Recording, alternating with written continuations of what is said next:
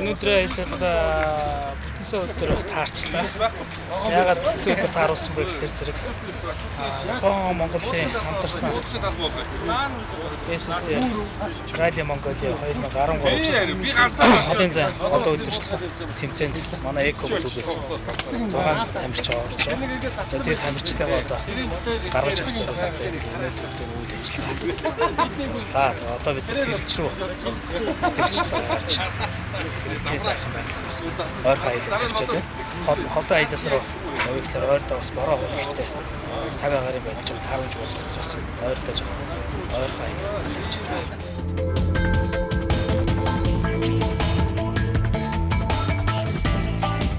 Эко мотоспорт аяллаа клубын ээлжид аялал олон улсын Rally Mongolia уралдааныг гаргаж өгөхтэй холбогдуулан замдаа гарсан юм. Клубээс тус уралдаанд 6 гишүүн оролцож байгаа юм.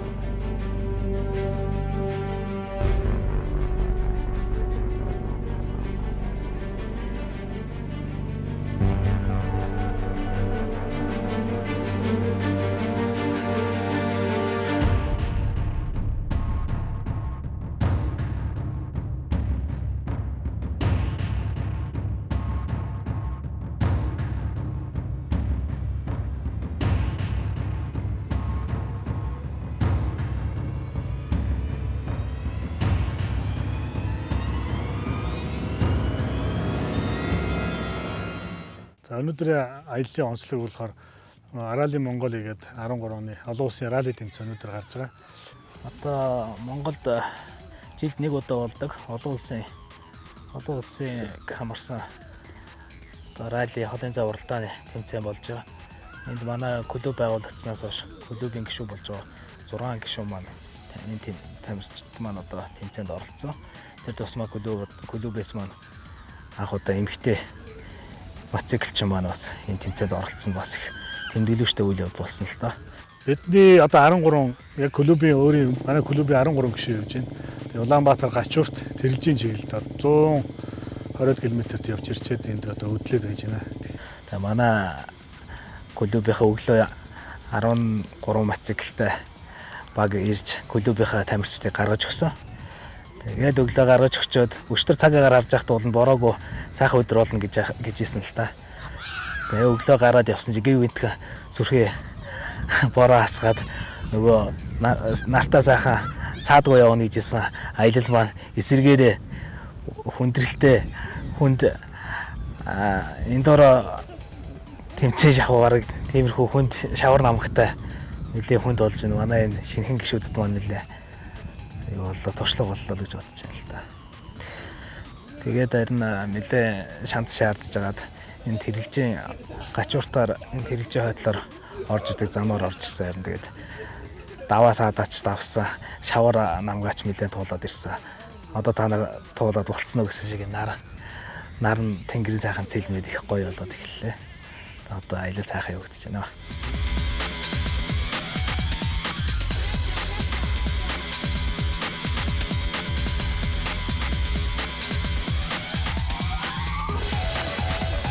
Замын халтиргаа шавар аяллыг адал явдалтай болгох нөхцөлийг бүрдүүлж байгаа юм. Эко мотоспорт аяллаа клубын өмнөх нэвтрүүлгүүдээр ч онцолж байсан. Тус клубын гишүүд аялсан газар бүрдээ хог хаях, байгаль орчин бохирдуулахгүй байх эрхэм зарчимтай. Энэ зарчмыг тэд үргэлж мөрддөг.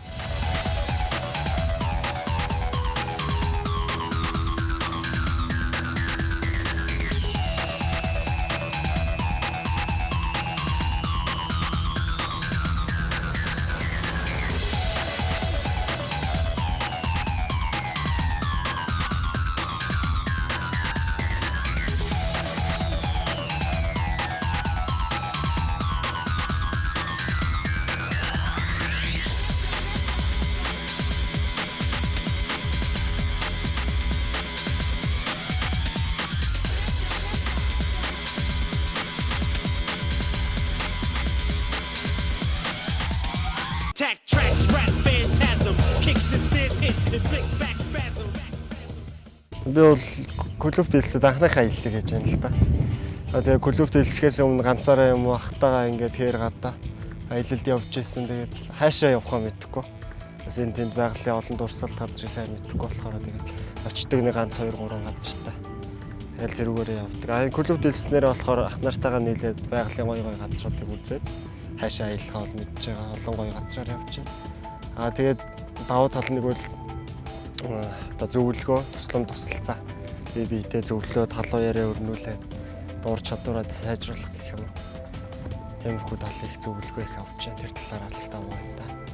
Тий, ер нь бол одоо клубын байгууллагад яг тогтворч одоо жил гарсан болж байна л да. Тэгээд энэ бодлонгоос хойш энэ жил энэ хавар 100 ер нь аялал бол ерөнхийдөө тогтмол явагдаж байгаа.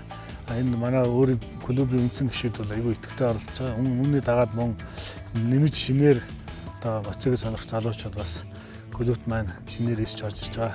Бидний энэ аялж явж байгаа зураг, бичлэг, фэйсбүүкээр телевизээр хараад одоо моцыг сонирхдаг залуучууд бидэн дээр асар ихээр хандж байгаа. Тэр болгоныг бид бол клубт нээлттэй одоо хүлээж авч байгаа. За эко клубд хэлсээд одоо 4 жилийн өмнө үзэж байна. За тэгээд хэлснээс хойш ер нь цоврал аяллуудад ер нь байнга явдаг. Эко клубт хэлсээд нэг 2 сар гарсан болж байна.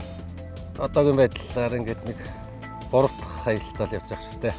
Энэ дэшүүн дэлгэхэд мөн өшөө манай клуб бол ерөнхийдөө моцыг сонирхчдын дунд бол үргэлж нээлттэй байгаа. Тэгээ шинээр одоо моцыг сонирхоод моцыг аваад унах чаа манай клубт орох залуучууд бол бидэн дээр хөвгөж ирээ чөлөөтэй уулзаад манай клубт эсэхэд бол манай үүд хаалга нээлттэй байгаа. Манай клубт эсхийн тулд бол тухайн одоо хүмүүс моцыг бас тодорхой хэмжээний унж чаддаг чадвартай. Тэгээ хамгаалтын иж бүрийн хувцас хэрэгэлтэй. Тэгээ манай клуб маань өөрөөсөө гаргасан дүрэн байгаа, гэрээ байгаа. Тэрийгэ танилцуулна. Тэр гэрээг танилцаа тухайн хүмүүс маань өөрөө бидний одоо энэ гаргасан дүрм журам гэрээг одоо уншиж танилцаад би энд чинь одоо энийг чинь хангаад шаардлагаж хангаа явж чадах юм аа гэсний үндсэн дээр өөрөө одоо санал тавихад бид нар хүлээж авахд гэрээгээд одоо гишүүнээр оруулахд бол бэлэн байгаа. Тэгэхээр хамгийн гол нь моцыг сонирхдаг гэдэг хүн болгон бүгд л урж ирэл байх юм бол бас бид нар тэр дотор чи янз бүрийн юм босоо. Тийм учраас манай клуб маань өөрөө бас хүмүүсийнхээ аялагч нарынхаа гишүүдийнхээ аюулгүй байдал аялалд яаж явах хэвээр энэ бүгдийг ингээд гаргасан дүрм журамтай байгаа. Тийм тэрийг л одоо манай клубд дисэж байгаа залуучууд урж ирээ танилцаад энэ шаардлагыг биелүүлсэн хүн болгон манай клубын хаалга бүгд хаалга нээлттэй байгаа.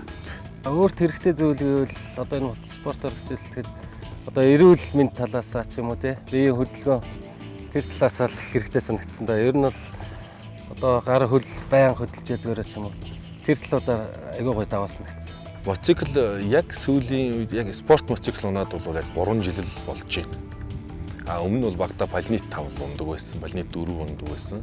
Тэгээд бүр багтаа л да тэр чи тэгээд сүүлд бол энэ моциклд бас манай найз нар бөөнөрөөсөө бүгдээрээ нэг моцикл авах гэдэг анх Японд очичоод бас найзуудтай бүгд нэг моцикл аваад өөртөө бас нэг моцикл аваад жижиг 250-д аваад тэгээ 250-даа ээж унж байгаад бас нэг жаахан томруулмаар санагдаа. Тэгээд бүгдээрээ нэг том бас тухайн үед бас тэгэл хуучин зүмөрөл моцикл авцгаасан. Одоо сүүлдээ бүгдээрээ нэг шин моцикл аваад одоо гитэн 500 тэр нуцааж энэ да манайхан бүгдээрээ л манай найз нар. Бид төлхөө хичээлээ суперкароос аваад төлхөө хичээллээ тэгээд ер нь тамирчин болох зорилготой л явж байна. Хамгийн холын аялал бол хөвсгөлийн аялал байлаа. За хөвсгөл далаа руу явсан. За бас хол зам байна лээ. Тэгээд бас бороо устай, бас бартаатай бас бэрхшээлийг давж явсан бас хол адал явдал ихтэй байсан. Юу аглал руу явах буцах замдаа яг Батцанбүрээс наашаа гараад шүн таарчаад бороо ороод тэр л ер нь яг явж явах тухай үед хэцүү санагдчихсан. Шавар дээр галтарч унтж байсан. Тэгэл их юм утсан. Тэгээд эргээ дараа нь бодож байхад бол айгүй гоё санагдсан л да. Мөн одоо ээж чадны аялалд бас явж бид нар бас байгаль орчин цэвэрлэх бөөндөө клубын нэрмжит тийм одоо бохирцсон газар цэвэрлэх одоо ээж чадны ойр орчмыг цэвэрлэх мөн одоо хийд одоо олон өсөг бишрэлтэй хүмүүс одоо очдог тийм газруудаар очиж бас аялж ирсэн. Жоо хэцүү л дээ. Энд явж байгаа ганцаараа явж байгаа онж барьцвал яг хөө тий. Тиймэрхүү байдлаас сэргийлгүүднээс экод илсэн.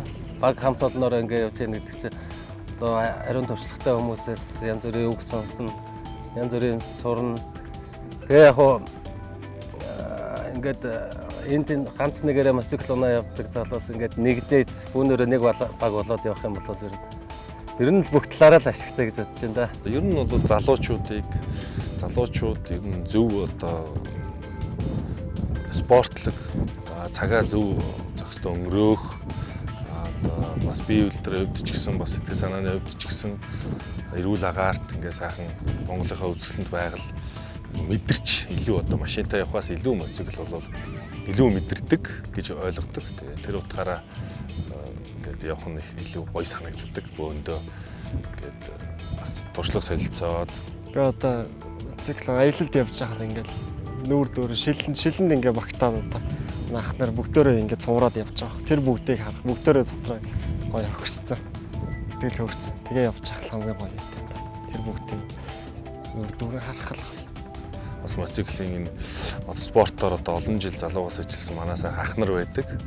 Тэд нартайгаа ингээм хамт явхад бас их сайхан байдаг.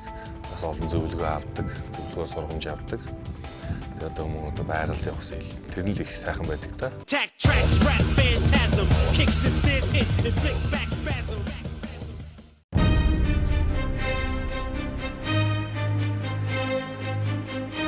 Дулааны үлрээ дуусах төгөж байгаа тул клубын намрын томоохон аялал амралтын өдрүүдээр Дундгов аймгийн чиглэлд гарахаар болоод байна.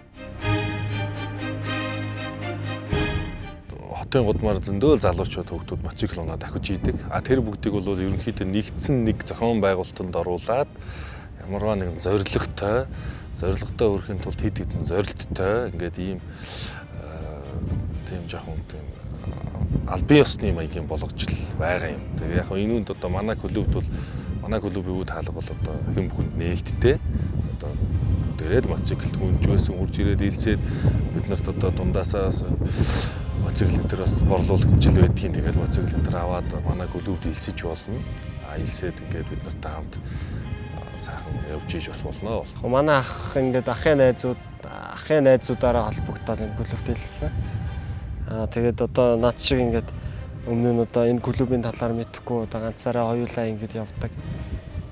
Үед ингээхээ одоо миний насны хүүхдүүд байвал одоо энэ клубт илсээрээ цуг аялалтаа сайхан зугаатаа яваад тэгээд тусламжтай заавар зөвлөгөөл их сайн өгөх юм да. Одоо манай ах нар маань туршлагатай хүмүүс байгаа болохоор бид нар ч залуусууд болохоор бусдыг туршлагал сонсон юм байхгүй байгаа шүү дээ. Тийм болохоор одоо үед ингээхээ одоо мэдхгүй байгаа хүмүүст энэ клубт илсээрэй л гэж уриалж хэлээ да. Ер нь энэ жилийн хувьд бол одоо энэ жил миний сонсноор 2-3 аялал төлөвлөгдсөн. Одоо бас холын Дундговын аялал тэгээд энэ 8 нуур Өвөр хангаан аймгийн 8 нуур тэр бас байгалийн эзлэнт гоё газрууд тэрийг бас үзэх сонирхолтой бөөндөө мотоциклтэй явцгаая гэдэг ингээд одоо яригдэж байна.